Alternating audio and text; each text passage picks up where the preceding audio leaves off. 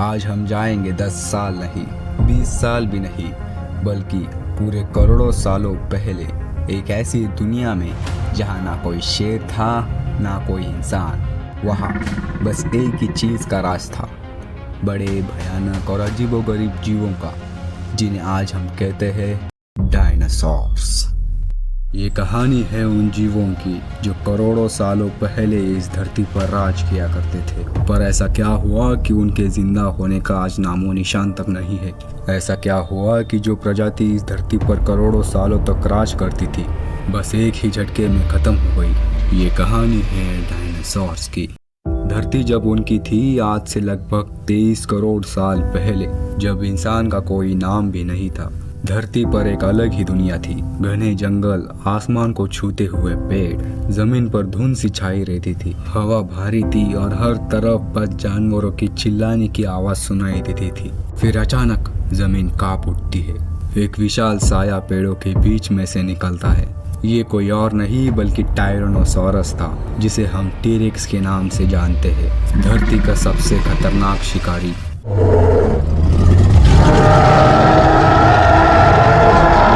उसकी एक दहाड़ और पूरा जंगल कांप उठता था। लेकिन उस वक्त धरती पर सबसे बड़ा शिकारी सिर्फ टी-रेक्स नहीं था, बल्कि समुंदर का शिकारी था मोसोसोरस। और आसमान में बस एक ही जीव का राज चलता था, टेरानोडॉन। और जमीन पर शांति से घास खाते हुए ट्राइसेराटॉप्स। ये सब मिलकर बनाते थे पूरी दुनिया। एक बैलेंस, एक प्रकृति का नियम। करोड़ों सालों तक ये दुनिया चलती रही। दिन आते गए और रात होती गई।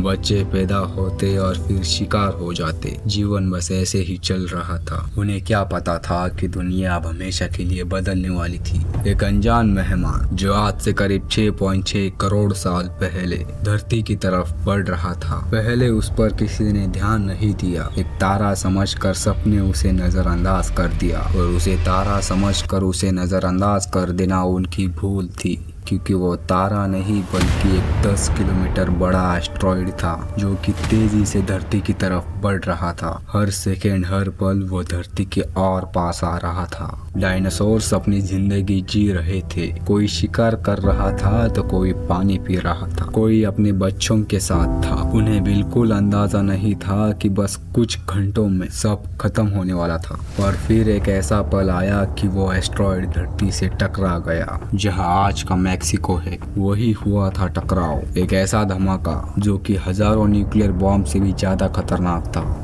जमीन फट गई और आसमान आग से जल उठा। समुंदर में लहरों का तूफान आ गया। हजारों किलोमीटर दूर तक सब कुछ जल गया। जो डायनासोर्स टकराव के पास थे वो पल भर में ही खत्म हो गए। लेकिन कहानी यही खत्म नहीं हुई। असली तबाही तो अब शुरू हुई थी। टकराव के बाद एक धूल का बड़ा सा तूफान आया और उसके बाद पूरी की पूरी धरती धूल से ढक गई, जिसके बाद सूरज की किरणें जमीन तक नहीं पहुंच पाई। दिन ऐसा लग रहा था कि जैसे रात हो। महीनों तक नहीं बल्कि सालों तक धरती अंधेरे में ढकी रही। पेड़ पौधे मुरझाने लगे, घास खत्म हो गई।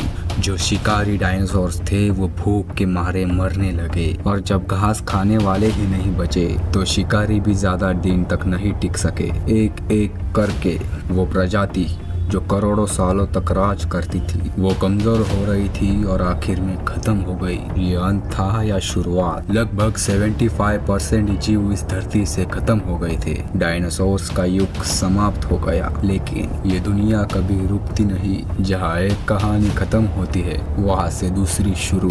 छोटे छोटे जीव जो पहले जमीन के अंदर डर के रहा करते थे, अब धीरे धीरे बाहर आने लगे। उन्हें मौका मिला विकास का, बदलने का, और करोड़ों सालों बाद उन्हीं में से एक प्रजाति ने जन्म लिया जो आज इस धरती पर राज कर रहे हैं। इस प्रजाति का नाम था इंसान। सोचो जरा, अगर वो एस्ट्रॉइड थोड़ा सा इधर या उधर गिरता तो शायद आज दुनिया अलग ही होती। डायनासोर सिर्फ म्यूजियम में नहीं जीते, वो जीते हैं हमारे फिल्मों में, हमारी कहानियों में, हमारी यादों में। ये मत सोचना कि डायनासोर्स खत्म हो गए। उनके वंशज आज भी परिंदों के रूप में जिंदा है। सवाल अब भी वही है, क्या क्या वो सिर्फ एक हादसा था या प्रकृति का कोई नियम, और क्या ऐसा कुछ फिर हो सकता है जो कि इंसानों की पूरी प्रजाति को खत्म कर दे? इसका जवाब मिलेगा इस कहानी के पार्ट 2 में, जब हम जानेंगे कि एस्टेरॉयड के बाद इस धरती पर क्या हुआ और कैसे एक नई दुनिया का जन्म हुआ, कि कैसे एक इंसान की शुरुआत हुई थी।